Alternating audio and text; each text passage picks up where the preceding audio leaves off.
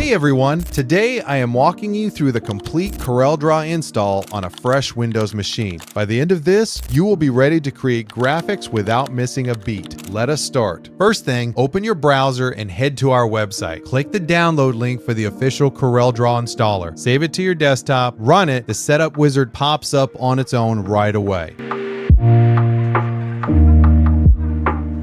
Inside that wizard, the core files are extracted automatically. The components get linked together in the background. You literally just watch the progress bar fill up while the screen does all the heavy lifting.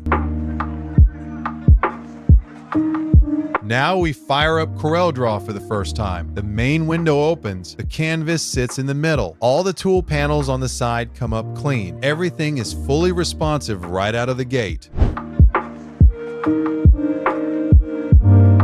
The whole installation is verified and ready. Jump over to our webpage to grab the full CorelDRAW suite. Start designing right away. Leave a comment with your first project. Catch you in the next one.